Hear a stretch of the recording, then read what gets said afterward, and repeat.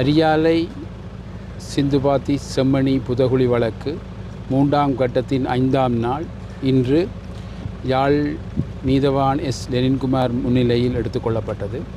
ராஜ் சோமதேவா குழுவினரும் சட்ட வைத்திய அதிகாரி செல்லையா பிரணவன் முகதாவில் இந்த அகழ்வு பணி தொடர்ந்து நடைபெற்றது. இன்று புதிதாக 3 மனித எச்சங்கள் அடையாளப்படுத்தப்பட்டிருக்கின்றன.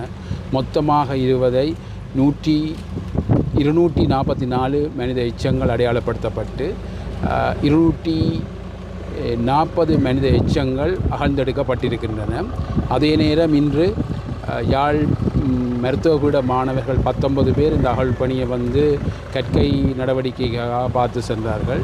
இன்று விடுமுறை நாள் என்றபடியால் இன்று 2 மணியோடு இந்த அகழ்வு பணி முடிவர இருந்தது. நாளை 6ஆம் நாள் இந்த அகழ்வு பணி தொடர்ந்து நடைபெற இருக்கின்றது.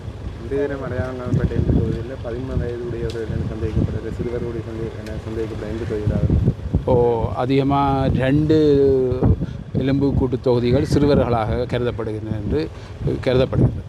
பௌதிக அளவில் ஏதாவது அடையாளம் காணப்பட்ட வெட்டுப்பட்ட நிலையில் ஏதாவது இந்த தொகுதி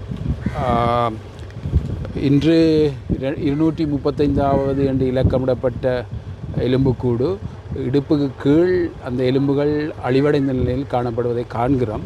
ஆனால் அது முழுமையாக சுத்தப்படுத்தப்பட்டு ஆய்வு செய்யப்படும் போது தான் அது சம்பந்தமான தகவலை சொல்லக்கூடியதாக இருக்கும்.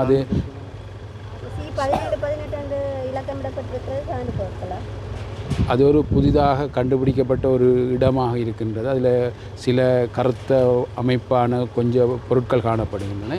இவை ஆய்வின் பிற்பாடு தான் அது என்ன விடயம் என்று சொல்லக்கூடியதாக இருக்கும்.